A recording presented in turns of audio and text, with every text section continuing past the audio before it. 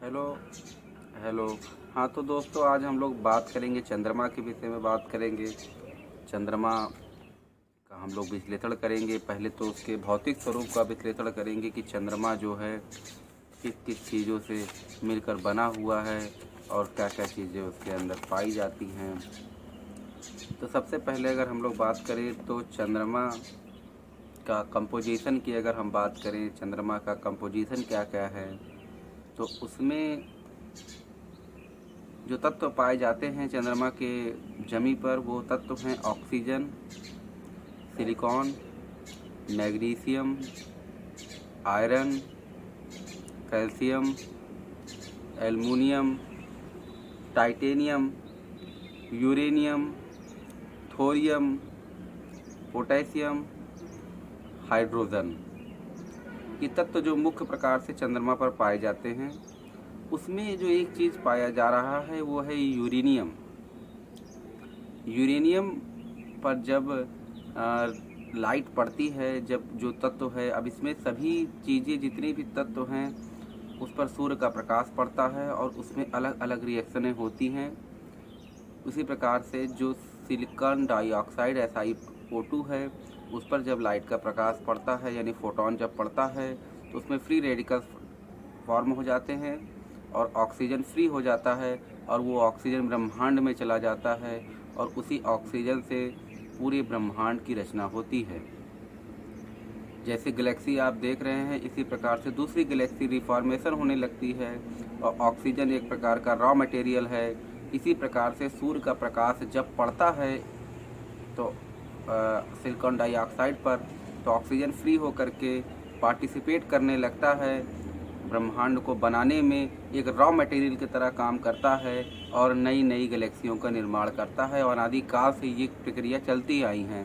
और हम लोग और अंदर चलेंगे। अब जब यूरेनियम पर फोटोन की लाइट पड़ती है, प्रकाश का किरण पड़ता है, तो न्यूट्रॉन उसमें से रिमूव होता है। और न्यूट्रॉन की एक खासियत है कि ये सूक्ष्म संरचना को जान लेता है, यानी जो न्यूट्रॉन उसमें से निकल करके ब्रह्मांड में जा रहा है या वही जो चारों तरफ फैल रहा है, वो कहीं ना कहीं एक सूक्ष्म संरचना को जानने में भी मदद कर रहा है, जिससे कि ये न्यूट्रॉन जो है वो कई तरीके की चीज़ों को समझ सकता है और कई तरीके की चीज़ों को जानकारी ये ले लेता है। इसी प्रकार से इसका अनादिकाल से उपयोग होता आया है न्यूट्रॉन का। अलग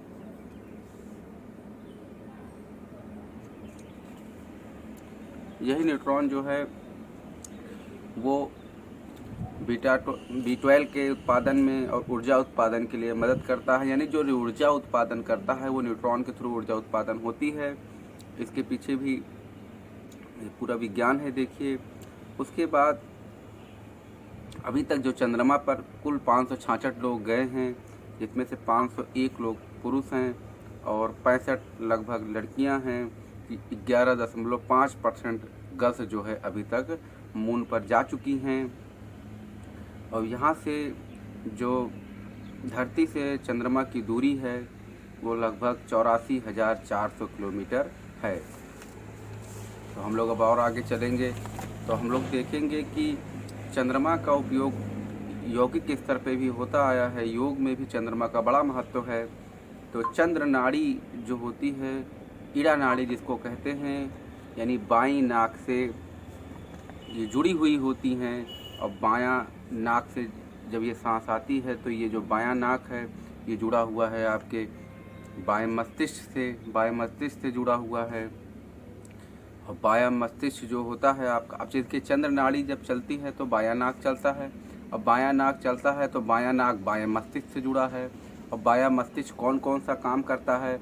शीतलता को प्रदान करता है, चिंता को कम करता है और लॉजिक एनालिसिस करता है। ये लॉजिक एनालिसिस की क्वालिटी को बढ़ाता है, यानी एनालिसिस करने की क्षमता, विचारों को अलग करने की क्षमता, ये आपका लॉजिक एनालिसिस में आता है।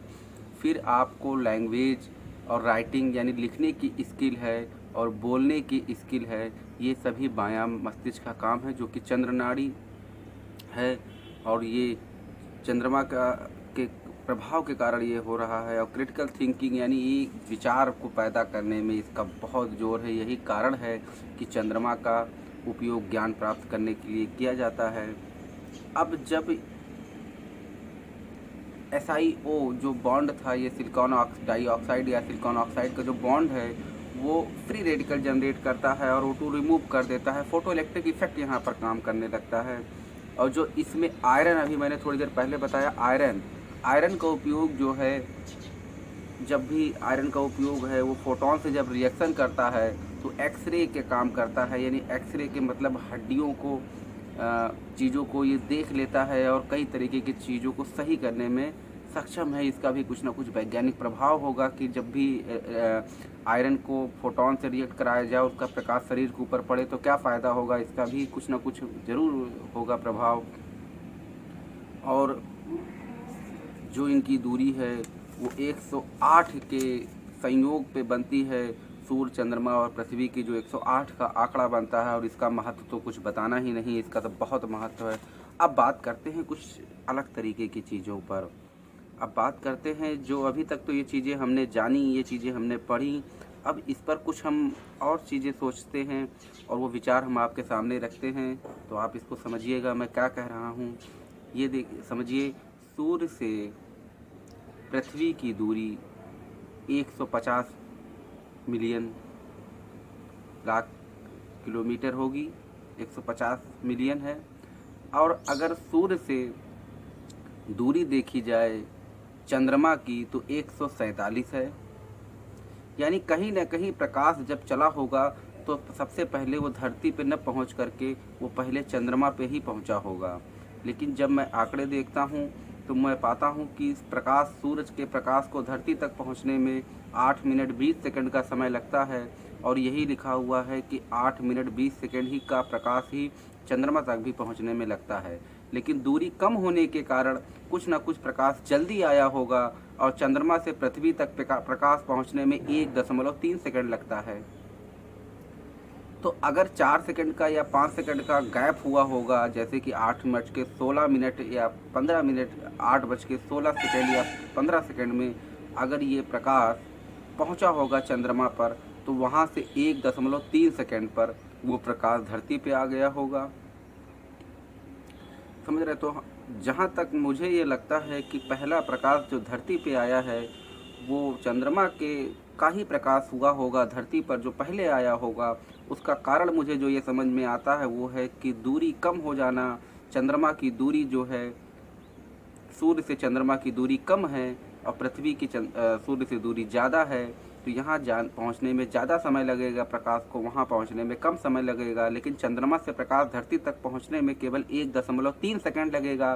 तो कहीं ना कहीं सबसे पहले प्रकाश जो है चंद्रमा पे पड़ा होगा और वही प्रकाश जो है धरती पर आया होगा। और ये पाया गया, ये देखा जाता है कि प्रकाश जो चंद्रमा से आ रहा है उसमें भी 7 किरणें हैं, यानी विव और ये 7 रंग जो होते हैं प्रकाश में, जो इसकी गुणवत्ता को बहुत ज़्यादा बढ़ा देते हैं, वही प्रकाश चंद्रमा में भी है।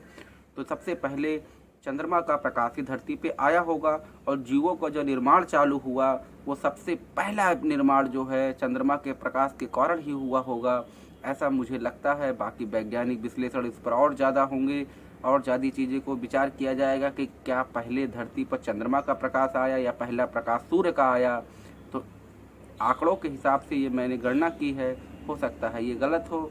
तो बहुत बहुत धन्यवाद आपका ये जानने के लिए कि चंद्रमा हमारे देश में, चंद्रमा हमारे विश्व में, चंद्रमा पूरे ब्रह्मांड में सबसे अमूल्य चीज़ें हैं और इसको लोग प्रयोग अब नहीं जानते हैं। अब चंद्र नाड़ी का प्रयोग नहीं जान पाते हैं, सूर्य नाड़ी का प्रयोग नहीं जान पाते हैं। तो हमारी योगिक कलाओं में इसका ज्ञान प्राप्त करने के लिए बहुत अलग अलग तरीक़ों से बताया गया है और बहुत चीज़ें बताई गई हैं। तो चंद्रमा अपने आप में एक अद्भुत चीज़ है जिसको समझने की बहुत आवश्यकता है, क्योंकि चंद्रमा के प्रकाश के द्वारा कई तरीके की विकृतियों को, बीमारियों को पूर्ण रूप से जड़ से ठीक किया जा सकता है। उसका कारण है कि इसके अंदर जो प्रकाश आ रहा है वो आयरन से टकरा करके आ रहा है, मैग्नीशियम से टकरा करके आ रहा है और भी अलग अलग तत्व से टकरा करके, यूरेनियम से टकरा करके आ रहा है। तो कहीं ना कहीं इसके प्रकाश में बहुत ज़्यादा वेरिएशन पाई जा रही है, मिलावट पाई जा रही है, जिसके कारण ये इसके गुणों को और ज़्यादा बढ़ा देती है। यही कारण है कि चंद्रमा का जो है बहुत ज़्यादा जो है चीज़ें बनाई गई, चंद्रमा पर बहुत सारे शोध किए गए, चंद्रमा पर बहुत सारी वैज्ञानिक आज भी शोध कर रहे हैं। और चंद्रमा का जो है विवरण जो है अध्यात्म में तो बहुत ही ज़्यादा है, चाहे वो बुद्ध के रूप में हो, चाहे वो किसी भी धर्म में हो, तो चंद्रमा का प्रयोग शुरू से होता आया है। उसके कारण जो इसके अंदर जो चीज़ें पाई जा रही है और प्रकाश से जो रिएक्शन हो रही है, उसका जो प्रकाश धरती पे आ रहा है, कहीं ना कहीं वो कुछ चीज़ें ऐसी लेकर के अपने साथ चल रहा है जो वो मानव सभ्यता के लिए बहुत ही ज़रूरी है। बहुत बहुत धन्यवाद आपका। हेलो दोस्तों, तो टेक्निकल इशू के कारण जो है रिकॉर्डिंग नहीं हो पाई थी माइक से, तो मैं लास्ट के पॉइंट पर ही प्रकाश डालूंगा कि जो सूर्य से पृथ्वी की दूरी है वो लगभग 150 मिलियन लाख किलोमीटर होगी, और जो सूर्य से चंद्रमा की दूरी है वो 147 मिलियन लाख किलोमीटर होगी। तो दूरी जो है सूर्य की पृथ्वी से और सूर्य की चंद्रमा से, सूर्य की पृथ्वी की दूरी ज़्यादा है, सूर्य से चंद्रमा की दूरी कम है। तो जो प्रकाश चला होगा, पहला प्रकाश जो चला होगा सूर्य से, वो पहले चंद्रमा पे आया होगा और पृथ्वी तक पहुंचने में 8 मिनट 20 सेकंड लगता है सूर्य के प्रकाश को, और चंद्रमा पे पहुंचने पर भी 8 मिनट 20 सेकंड लगता है, ऐसा लिखा गया है। लेकिन मुझे जो लगता है कि दूरी कम होगी तो प्रकाश का समय कुछ ना कुछ कम लगा होगा, उसमें 5 से 6 सेकंड का गैप पाया जाएगा, और 1.3 सेकंड चंद्रमा पर प्रकाश पड़ा कि 1.3 सेकंड में वो प्रकाश धरती पे आ जाएगा। तो प्रकाश जो पहला धरती पे आया होगा वो चंद्रमा का प्रकाश आया होगा, ना कि सूर्य का प्रकाश आया है। तो चंद्रमा का प्रकाश जो धरती पर आया है वो बहुत ज़्यादा चीज़ों को लेकर के अपने साथ आया है। उसके अंदर जो है आयरन जो पाया जाता है, उसके अंदर जो यूरेनियम पाया जाता है, उसके कारण जो है फोटोन की रिएक्शन जब हुई होगी तो बहुत सारा मात्रा में ऑक्सीजन ब्रह्मांड में फ्री हुआ होगा, जो गैलेक्सी के निर्माण में तो सहायक है ही, और पहला प्रकाश धरती पर आया होगा। यानी मानव सभ्यता में जो पहला प्रकाश धरती पर पाया गया वो प्रकाश चंद्रमा का है, ना कि सूरज का पहला प्रकाश की बात हो रही है। तो पहला प्रकाश धरती पर चंद्रमा के द्वारा पाया गया। इसका कारण है कि दूरी कम होने के कारण, ऐसा वैज्ञानिक विश्लेषण जो है कहते हैं कि ये दूरियां जो निकाली गई हैं तो उसी के आधार पर ये गणना की जा रही है। तो ये मेरा अपना विचार है, मैं ज़रूरी नहीं सही हूँ, लेकिन मैंने जो विचार किया है वो यही किया है। बाकी इस पर और सारा वैज्ञानिक विश्लेषण होगा तो और बातें निकल कर के आएंगी। लेकिन कहीं न कहीं मुझे ये लगता है कि धरती पर जो पहला प्रकाश पाया गया वो पहला प्रकाश जो है चंद्रमा के द्वारा धरती पर पाया गया है, क्योंकि चंद्रमा की दूरी कम होने के कारण और प्रकाश तेजी से चंद्रमा से धरती की तरफ आ सकता है, क्योंकि केवल 1.3 सेकंड ही रिक्वायरमेंट है चंद्रमा के प्रकाश को धरती तक पहुंचने के लिए। लेकिन ये सूर्य के साथ अगर इस चीज़ों को देखेंगे तो सूर्य में समय ज़्यादा लग रहा है, कहीं ना कहीं 5 से 6 सेकंड का गैप पाया जाएगा और उससे पहले प्रकाश यहाँ पहुँच जाएगा। तो इसीलिए चंद्रमा की जो गुण हैं वो बहुत ही दुर्लभ हैं, क्योंकि पहला जीवों के विकास में सबसे पहला प्रकाश जो धरती पर आया होगा वो चंद्रमा के ही कारण आया होगा, और वहाँ से ही मानव सभ्यता का या किसी भी जीव की सभ्यता का पहला चरम विकास चालू हुआ होगा। बहुत बहुत धन्यवाद। इस पर आप लोग भी विचार करिए। चंद्रमा का एक आंकड़ा और प्रस्तुत कर दे रहा हूँ, थोड़ा सा और चीज़ों को बता दे रहा हूँ, और वो ये है कि चंद्रमा से सूर्य से जो है पृथ्वी की दूरी जो है 15 करोड़ किलोमीटर है। सूर्य से पृथ्वी की दूरी 15 करोड़ किलोमीटर है, और सूर्य से चंद्रमा की दूरी 14.7 करोड़ किलोमीटर है। यानी दूरी जो है पृथ्वी की जो है ज़्यादा है सूर्य से, और चंद्रमा की दूरी सूर्य से कम है। तो इसके कारण पहले प्रकाश जब चला होगा तो चंद्रमा पे गया होगा, और चंद्रमा से 1.3 सेकंड में धरती पे आया होगा। तो कहीं ना कहीं ये जो समय है 4 से 5 सेकंड का जो ये समय है उसमें कोई ना कोई डायलेशन पाया जाएगा और पहला प्रकाश सूर्य से ना करके चंद्रमा से धरती पर आएगा। और जीवों के विकास में जो पहला प्रकाश है वो चंद्रमा का है, ना कि सूर्य का। तो अब इन आंकड़ों को हम लोगों ने किलोमीटर में भी समझा। अभी तक आंकड़ा हमने मिलियन में बता रहे थे तो उसमें थोड़ा सा कन्फ्यूजन हो रहा था। तो करोड़ किलोमीटर में आपको थोड़ा आसान हो गया कि यह 15 करोड़ किलोमीटर है पृथ्वी से चंद्रमा की दूरी। और इधर अगर आप चलते हैं तो नहीं, पृथ्वी से सूर्य की दूरी 15 करोड़ किलोमीटर है। और उधर जब चलते हैं तो सूर्य की चंद्रमा से दूरी 14.7 करोड़ किलोमीटर है। तो ये दूरी जो है थोड़ी सी ज़्यादा है पृथ्वी की सूर्य से, इधर थोड़ी सी दूरी कम है सूर्य की चंद्रमा से, जिसके कारण जो है पहला प्रकाश जो है चंद्रमा पर गया होगा और चंद्रमा केवल 1.3 सेकंड में ही वो प्रकाश धरती पर भेजा होगा। तो कहीं न कहीं 4 से 5 सेकंड पहले प्रकाश पहुंचा है धरती पर चंद्रमा के द्वारा, यानी पहला जो प्रकाश धरती पर आया है वो चंद्रमा का है। इसीलिए चंद्रमा का इतना महत्व है। और इससे अगर ये सच होता है तो ये आप समझ सकते हैं कि चंद्रमा का इतना महत्व इसीलिए है, ये दूरियों के कारण ये महत्व है, पहला प्रकाश के कारण महत्व है, पहला जीव का विकास के कारण महत्व है। इसीलिए भगवान शिव इसको अपने सर पर विराजमान करते हैं, क्योंकि पहला प्रकाश उन्होंने सूर्य को नहीं विराजमान किया, उन्होंने चंद्र को विराजमान है, क्योंकि वो पहला जीव का विकास को दिखाते हैं। और बहुत बहुत धन्यवाद आप लोगों का इसको समझने के लिए। और इसको आप और गहराई से सोचिए तो आप इसके भी अंदर जाएंगे, कुछ ना कुछ और पाएंगे।